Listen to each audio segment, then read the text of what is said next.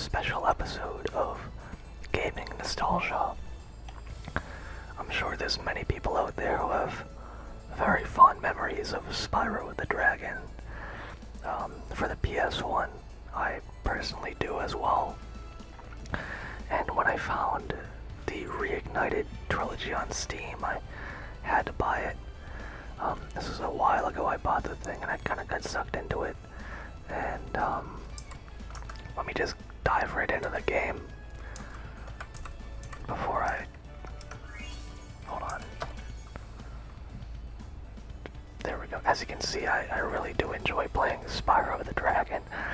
But I'm gonna pop right in, let the intro cutscene play out, and then I'll get into some commentary about the game and my experience with it.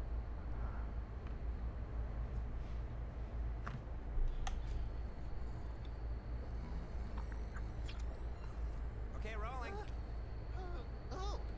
It's been peaceful here in the Five Worlds, or is it 6?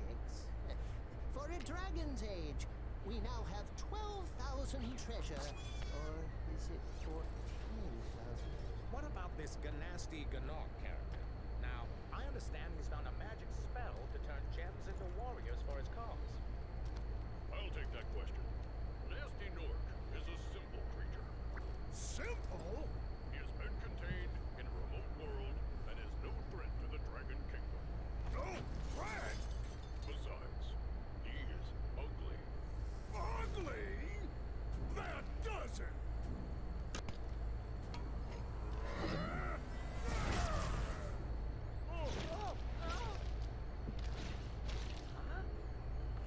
Looks like I've got some things to do.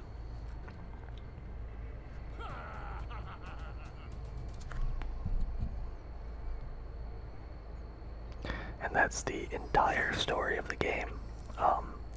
The dragons have been turned to glass or stone, as you can see there. And Nasty Nork has taken the treasure and turned it into minions of his. Sorry about that, I was just adjusting the field of view. But Spyro is a 3D platformer that originally came out sometime in the early 2000s. But there's Sparks right there. Here's your health bar, your health indicator. And you can see the titular Spyro right here. There's something going on. What? Hold on. Fucking NVIDIA was updating some drivers or some shit at this time. Okay, that's all sorted out. But the titular Spyro is right here. A small purple dragon. As you can see, he's got 2 abilities, or 3 actually, to jump, to breathe fire, and to charge. As you can see there, the guy charges up. And through these 3 abilities, it's your goal to rescue all, I think it's like 120 dragons and 12,000 treasure or something. But there are main hub worlds that split off into various other smaller realms. And they all have their own detailed breakdown of treasure and dragons that need to be saved. So without further ado, I'm just gonna step on this dragon's platform. Rescued Nestor. And he'll give us the breakdown, I think. Thank you for releasing me, Spyro. Free 10 dragons in the Artisan world, then find the balloonist. He'll transport you to the next world. What about Nasty Nork? I'm going after him. Find dragons first. That's all I can tell you.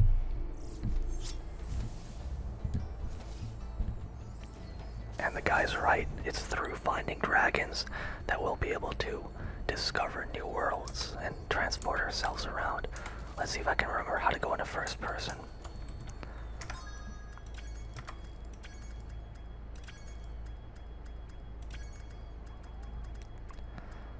Look.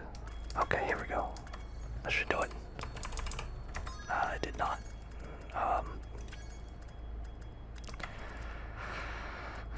There's a way to change your camera view. Give me a second here.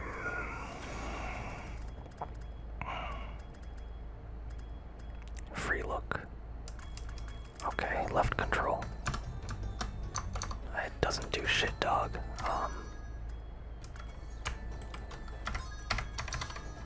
Yeah, I'm done messing around with that.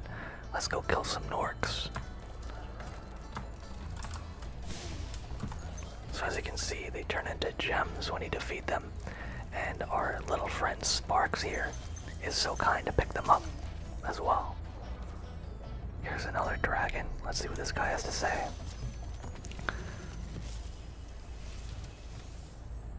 Hey, Spyro, press the jump button twice to glide. And don't be afraid. Afraid of what? Falling from high mountain peaks? Plummeting into prehistoric glaciers? Oh, that. Yeah, there's a lot to be afraid of in this game. But I don't know about you guys, but me personally, I played this game a lot when I was a kid. I never owned a PlayStation, however. What had happened was my babysitter, at the time, I was very young. Whenever my parents would want a date night or anything, they'd pawn me off on some family friends. And their son, one of their sons, had a PlayStation 1, and it was there where I discovered Tony Hawk's Pro Skater and Spyro the Dragon. Now it's at this time where, if you're enjoying the video, I'd like to ask you to like the video and subscribe if you haven't already. It really helps the channel out. Leave a comment if you feel the need to. You know, if you have anything you want to let me know about, you know, if the audio's jacked up or anything like that, if you got recommendations for videos you want to see in the future. But with that out of the way, I hope you guys are having a nice night or a nice day, whenever or wherever it may be. Oh god, I haven't played this game in a while. Forgot what button breaks the glide. But hope you're having a nice night or a nice day, whenever or wherever it may be for you guys. I hope it's going great.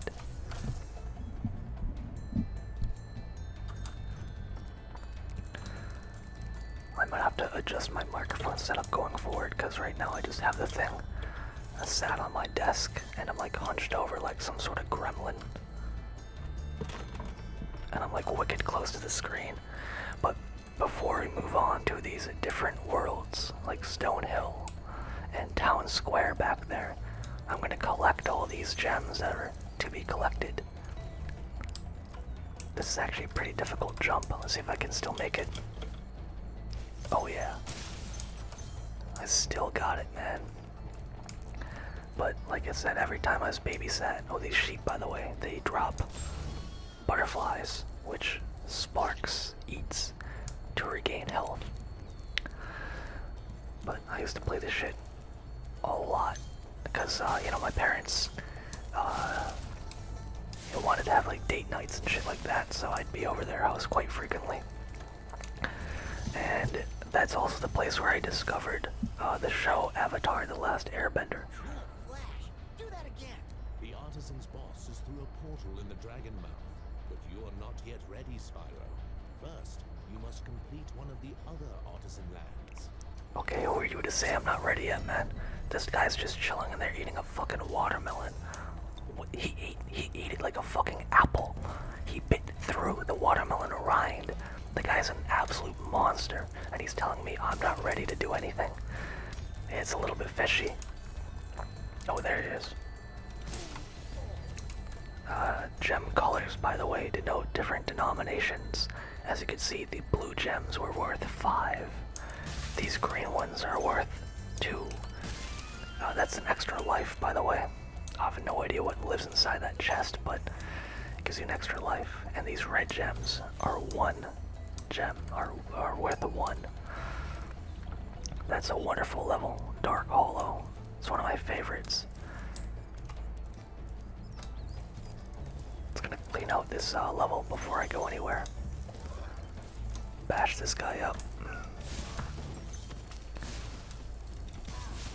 The flames are definitely a bit easier to use. You want to be using a combination of them. There we go. See if I can bring up the atlas. As you can see, we've got 80 out of 100 gems to be collected. And I'm gonna let you guys in on a little secret after I collect this dragon here. Delbin. Where's Nasty Nork? Torch him. Keep your horns on, Spyro. You have much to learn first. Do you know what the dragonfly following you is doing? It's a nice painting. His name is Sparks, and he's helping and protecting you. Keep an eye on him and see what I mean. And that's all the dragons in the Artisan homeworld. Here's a little secret. See these rocks in the pool? You want to hop on each one of them. And there we go. It opens up Sunny Flight. I'll come back to that level. Traditionally, I like to get the flight levels out of the way before I get to the fun stuff. So I'll be doing that one first. Grab these gems, and this should be the last of them. There's the last two. And there's Marco the balloonist. Hello, Marco. Prove your worth by rescuing 10 dragons.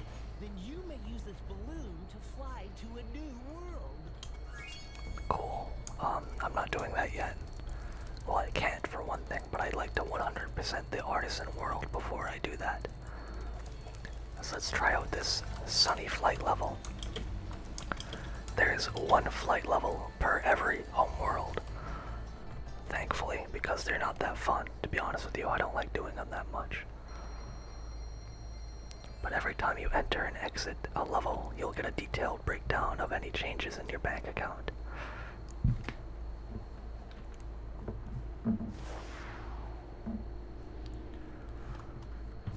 And here we go. We've got a certain amount of time to break a certain amount of obstacles. In this case, it's chests, barrels on trains, hoops that you have to go through, or arches, and I forget the fourth one. I think it's planes or something. Oh my god. These are notoriously annoying to do. At least I think they're fairly annoying to pull off. I'm definitely not a fan of them. They're such a departure. Sometimes it's refreshing, but a lot of the times it's just frustrating. The flight controls are a little bit floaty and vague, especially when you've got both mouse aim and keyboard controls that you can use, and it's a bit of a pain in the ass to figure out which one's the best to use. Sometimes you have to use a combination of both to get the result that you desire. Like a tight enough turn, and hit detection is definitely a little bit funky. Not a fan. Gonna go against the grain here. Intercept this guy. One more plane. There we go. And I think I've got one more arch to collect as well. And then I'll show you a little trick to do with the planes, or the trains here. You just fly against them and blast them. You've got Nork conductors, but Toys for Bob did a great job remastering this game visually. A wonderful job keeping the original art direction and the original music. It does exactly what a remaster should do, which is capture the original feel of a game without doing anything crazy with it, without ruining it, while still at the same... Why did I do that? While at the same time modernizing it. Modernizing the look. This is like the ideal remaster. The only good thing about these flight levels is that they give you a lot of treasure. Not that it's really useful for anything besides 100%ing the game. But let's hop into Dark Hollow, my favorite level in Artisans. Here we are. Dark Hollow. And I think we'll have enough time this episode to complete 100% the Artisans homeworld. It's a really, if you know what you're doing, you can get through the entire game in maybe an afternoon. That is, if you know what you're doing, you know, and know where you're going, and the right sort of path to take, and you're like actually good at the platforming in the game. But you can see why this is like my favorite level. Just wicked calm, wicked relaxing. Gonna try and get a thumbnail here. Bada bing. Print screen that bitch.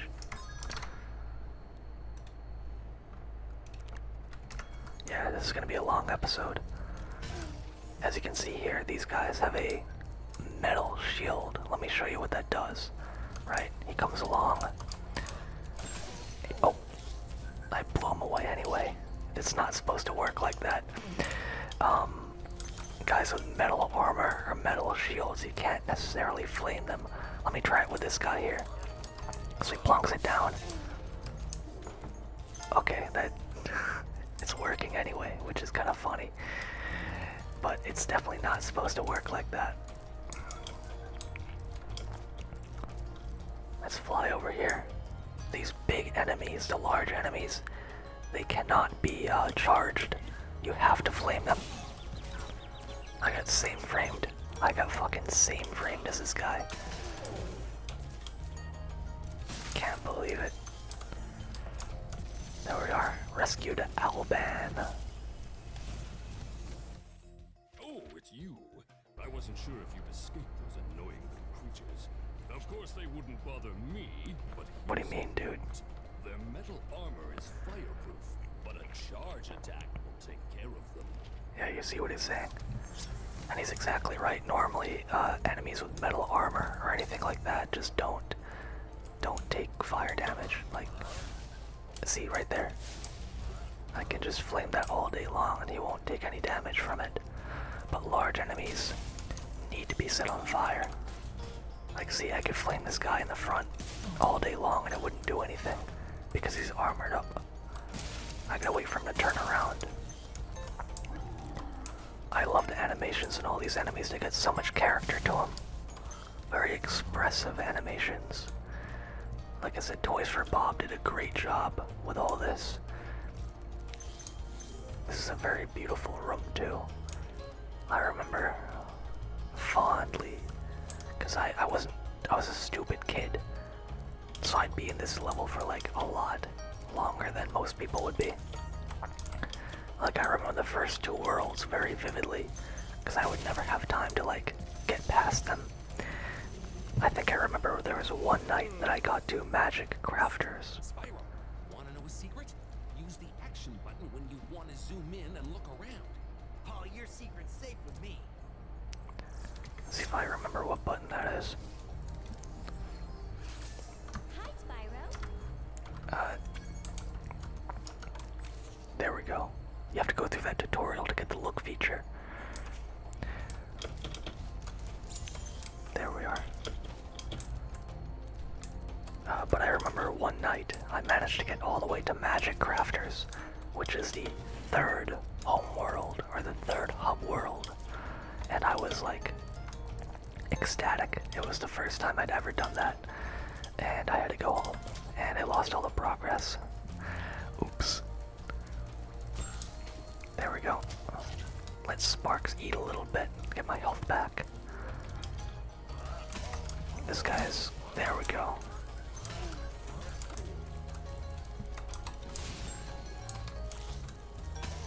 There we are. Definitely a little bit sloppy, but, you know, I got the job done. A lot of these levels, at least to start out with, are really short, really condensed experiences. I never noticed those clubs are big pieces of meat.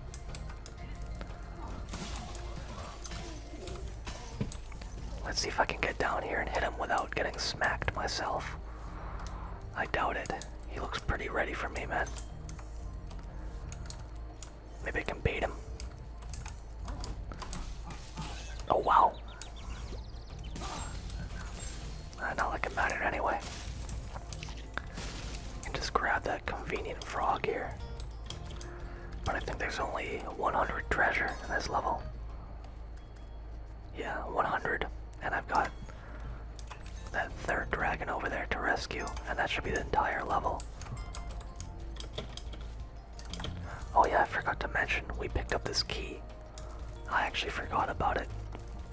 But you see that lockbox on the top of that spire there?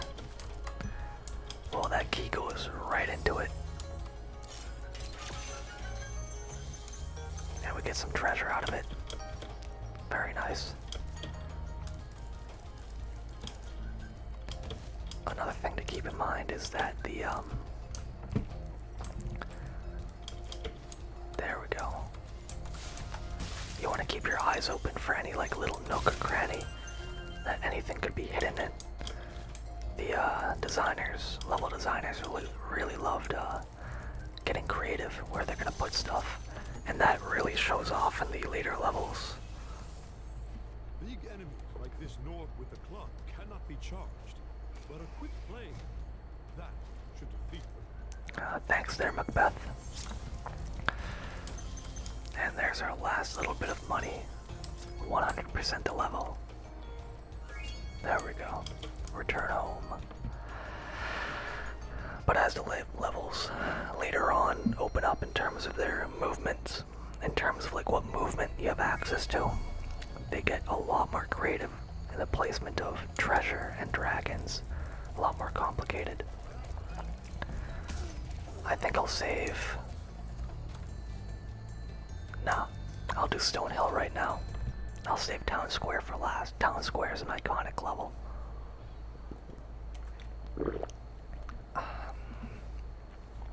Aside from Toasty, Toasty is a wonderful level. Truly an icon.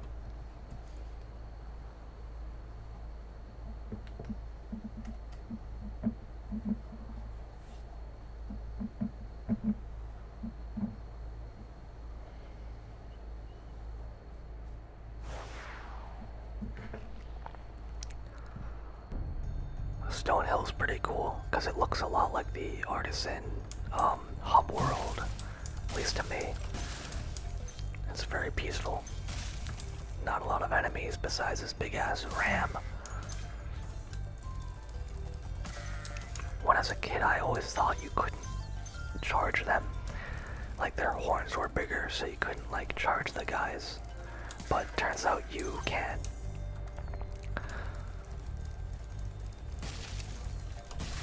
But these levels are honestly really pretty. Like genuinely. Maybe this is a better thumbnail. I don't know. I'll have to test them out and see what you guys think about it. I'm saying that like you're gonna have any say in the matter. You're not. Because I'll have to decide that before the video comes out. You know, just kind of a matter of fact sort of thing. Not to like, you know, be like, oh, you guys will never have any say in what I do. But like, it's just, I'll have to decide the thumbnail before the video comes out, obviously. So, if you guys don't have a say in it, sorry. After you've freed all the dragons, pass through this fancy vortex thingamajigger. It'll take you back to the artisan home. Oh, thanks, G. But first, let me tell you a story. No thanks. See ya! Thank you, Spyro, for saying the quiet part out loud. Now here's something. You see that little fairy dust or whatever that is? That indicates a whirlwind, which means there's a lower level to get up from. Yeah, you can pop down on this beach. I think I discovered this shit by complete accident one day. Like I just, like I was trying to find all the gems, and I got, I don't know, frustrated or something, and I tried flying out to sea, and I didn't get very far, and I landed and made it back to this part of the map. I found this by complete accident when I was a kid. And that's also where the key is for the treasure chest, which is down this well, along with a dragon that we have to free. Good old Gavin. Watch the dragonfly, Spyro. His color indicates his power. When he eats butterflies, he stays strong, like me. Yeah. Sure.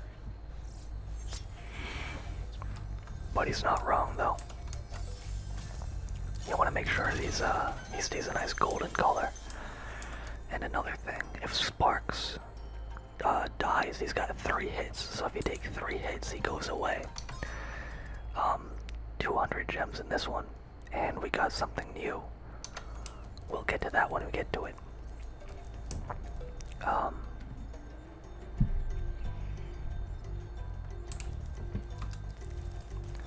yeah, like I was saying, he takes 3 hits, he goes away, like completely, and it becomes a lot more annoying to play the game because you need, if you notice, when I get a gem, right, I don't physically walk into it. It's Sparks that goes over and picks it up for me. When he goes away, you have to walk into every single gem. It's very annoying. When you free a dragon or step on one of their platforms, you're saving your progress. That could be useful if you run into trouble. Not that you ever run into trouble, Spyro. Now, I actually enjoyed the Spyro game so much. My father bought the Spyro game on the Game Boy Advance for me. Spyro 2, Season of the Dragon, I think, or something like that. And I played the absolute shit out of that Game Boy game. If I can figure out a way to record on a DS, I will. Because that thing was, that was my childhood. I played that on flights to Japan, flights to Florida, like anywhere. I had the DS, I played that game religiously, and make no mistakes, I was awful at it, but I played the hell out of it. I'm better at it now. I recently dug out my old DS and Game Boy carts, and I started playing that thing, just out of pure nostalgia, and it's definitely not as hard as I remember it, but it's frustrating at times, like a lot of Game Boy games can be. Here we are, Gildas. Spyro, my friend, how about a hint on gliding? You bet. For the longest glide, press the jump button at the top of your jump, and try pressing the action button to drop down mid-flight. I believe that's gonna be F. Yeah, F. But you can see up here, we've got this entire green field. Hi, Spyro. Stop, stop, stop. We've got this entire green field to explore. I didn't even jump. I feel pretty stupid about that. There we go. Made it that time. But we're free to explore up in these green hills, and this blew my mind when I was a kid. I felt like I was cheating or something to get up here. It was like wild, because it looked out of bounds. I don't know if you can see that little blue guy over there. You can just see the top of his head, and you can hear him too. But he's got something that we need, a dragon egg. So we're gonna chase this little guy down and pummel him and get that egg back. This is another collectible item that you need to get. There's like 24 of them or some shit, I can't remember. But we just got one of them. And now let's get the rest of this. 200 treasure, should be just 20 gems left. Up in this beautiful green hill zone. And these things are like a little difficult to find from what I remember. They're spread out. There's plenty on the castle right there, but I'm gonna try and grab all the ones that are just kinda out in the field first, because those are the harder ones to get.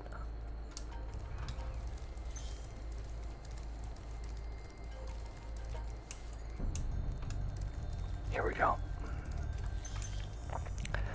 Now, when you're looking for gems, at a distance they will gleam to make themselves visible to you. So it's not going to be like that difficult to find the last few gems, I think.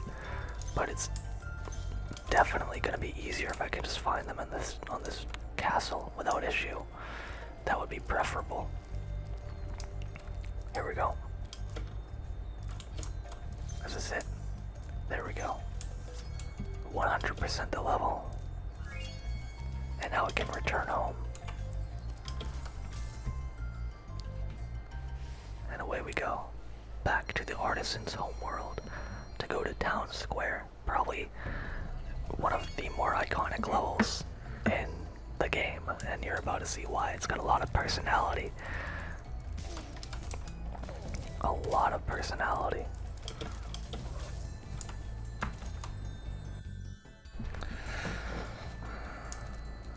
Good old Town Square. I love this shit. Dark Hollow is my favorite, but Town Square is a very close second. Hell, all these levels are great. All of them. I don't think there's really a single bad level in the game, besides maybe there's like a swamp one that I don't particularly like, but that's about it.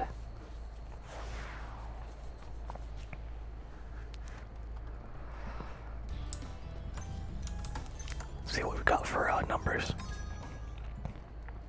200 treasure, 4 dragons, and an egg. Alright. Let's see here.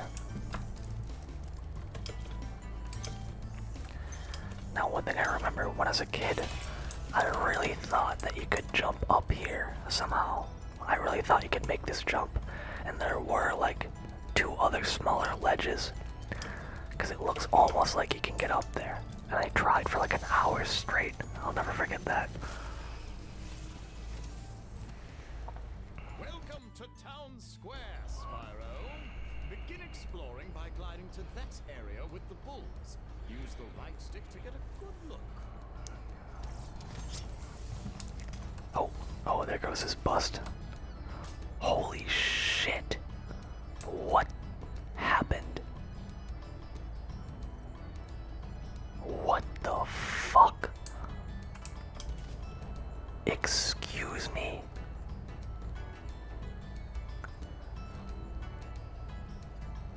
Dude, what the fuck was that glitch?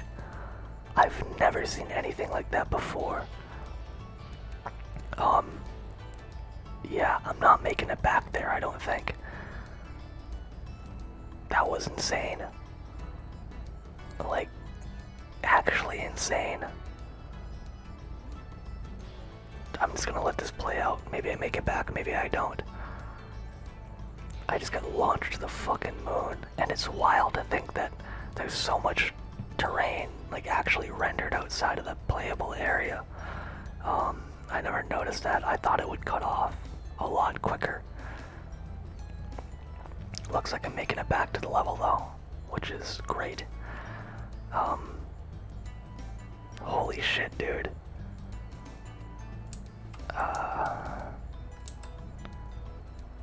Let's try right here. And we're back.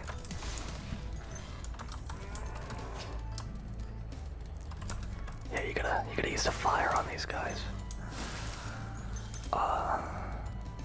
Wow, that was very interesting.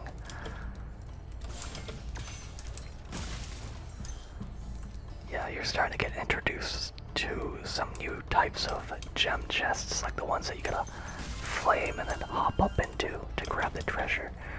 I don't really understand those ones, but they're there. Good old Delvin. Thanks, Spyro. Dude, he just had this cake at the ready. It's on the tip of my wing. Did you know that you get your longest glides by pressing the jump button at the very top of your jump? I think I get the longest glides by getting fucking launched into space. Oh, look at this shit. There's a matador down there. That's what I mean by having the most character out of any of the levels. Look at this, look at him go.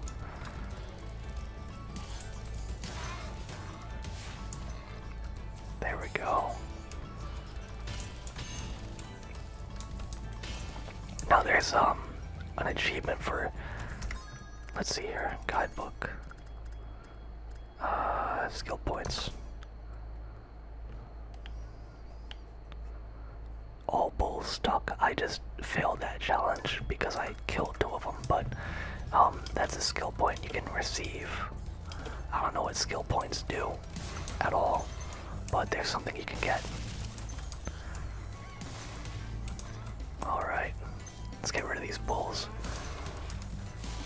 damn, that blew the guy. Oh. Dude, Spyro's a vicious monster. And there we go. We're still about 100 treasure short. I wonder where we could get that from. Spyro, did you see a man dressed in blue running around here? He's a thief, and he's stolen a dragon egg. You've got to track him down and get that egg. Run, run! I'm getting a little winded. Poor guy. Alright, so you may be wondering, how do I get to where these guys are? Well, look at this. Time to perform a fairly difficult jump. Just nailed that my first try, but I'll get plenty more chances to mess it up because we're gonna get this blue guy. Oh my god, I fucking missed him. If I can remember which button to press to actually get out of the glide, I would have had him there. But I'm a little bit rusty at the game. I haven't played in a while, so I forgot to hit F to drop down out of the glide to flame him. But that's more of a skill issue on my part than anything. Oh. Like I said, this is a pretty tricky jump, but I've made it enough times to know that, you know, you can do it. Alright, let's see if we can get this guy now. There we are. That's what I wanted to do the first time, but it didn't really work out. And now I can go back up there and take my time and get the rest of those gems.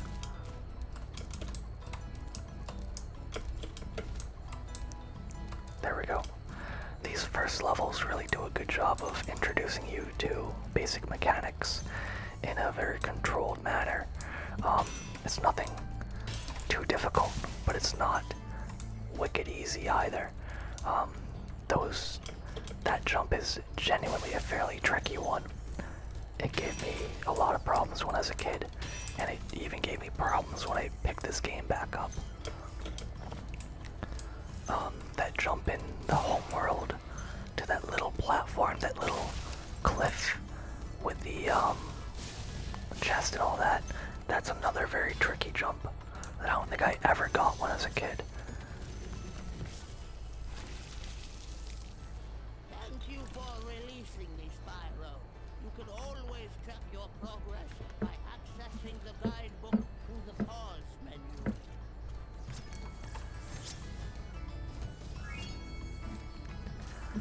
Yeah, not all the dragons have something crazy to say to you. In the later levels, it's mainly just, you know, oh, thanks for releasing me, Spyro, and that's it. But I do believe that is everything to be done in the Artisans homeworld. So we're going to be moving on to the boss level, which is good old Toasty. Let's see if I can pull up the complete atlas. There's a way to do it. I'm just too lazy to figure it out. I already know that's all the levels. Besides, Toasty. Yeah, boy. Okay, let's go. Confront Toasty. Because Toasty's a boss level. Confronting Toasty. I love the palette, the color palette in this level as well. The red. It's incredible looking in my opinion. Very atmospheric.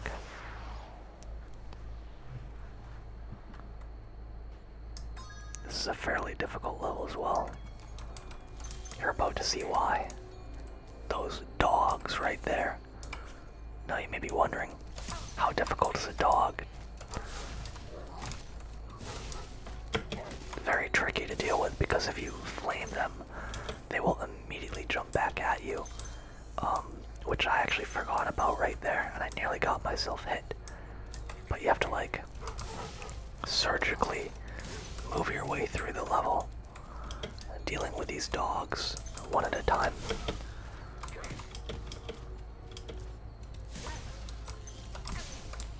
And being careful not to get hit because there's no fodder for you to recover health with in this level. There might be one instance of it, but I that second jump.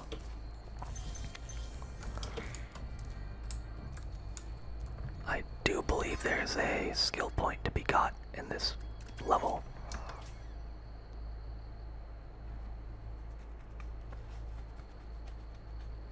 Looks like that's a hard negative. Yeah, there's no skill point in this level.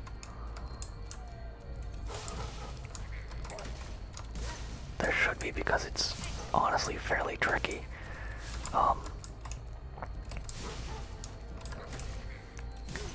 Like I said, you gotta be really patient with these dogs. You can't try and force your way through, and I'm pretty sure you can't charge them either. So you have to flame them twice. There we go.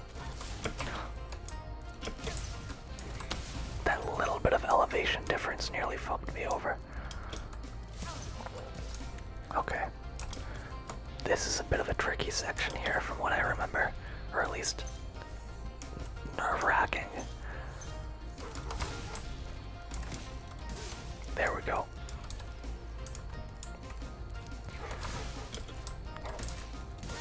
I love the little detail of all the grass catching on fire when you flame it.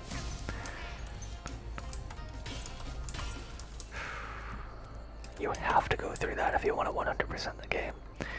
And that's probably the most challenging thing in the early game right there.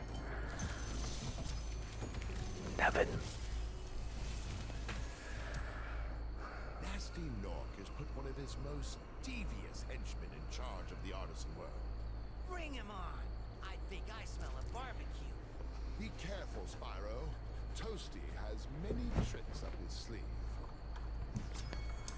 Yeah, you're about to see why he's considered the most devious henchman of Nasty Norks. Look at him over there.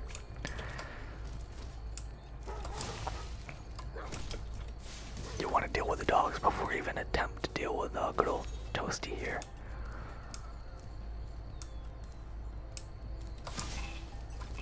Oh, look at that.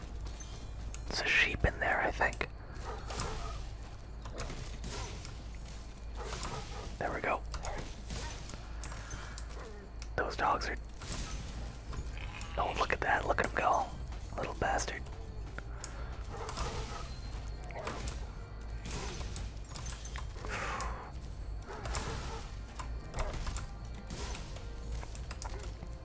Yeah, I think he's more dangerous like this than with the scythe. But not that dangerous. Toasty is actually the easiest part of the entire level, I'd say, the actual boss fight. Those dogs are more nerve-wracking to deal with than him. And that's 100% on the level. Time to return home and then head to the Peacekeeper's homeworld to continue our journey. Nice even number, 1000 treasure.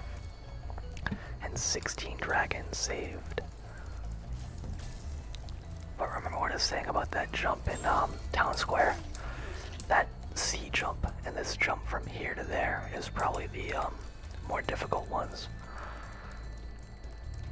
Oh, some of the more difficult jumps in the early levels. Wow! I see you've been busy rescuing dragons, Spyro. Sure have. Travel to the Peacekeeper's world if you like. Gladly, I got nothing else to do here. Are you ready to go? Go to Peacekeepers. Like we just steal his balloon like that.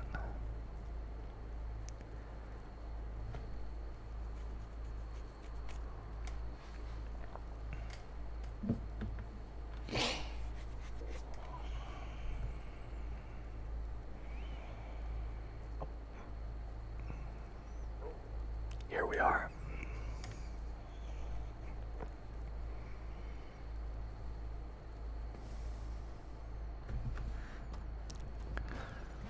Peacekeepers. But we'll have to explore this wonderful world in the next episode. If you enjoyed the video, I'd appreciate it if you'd like and subscribe to the channel if you want to see more content like this. And as always, hope you had a great day, great night, and remember, we're all in this together. I'm pulling for you.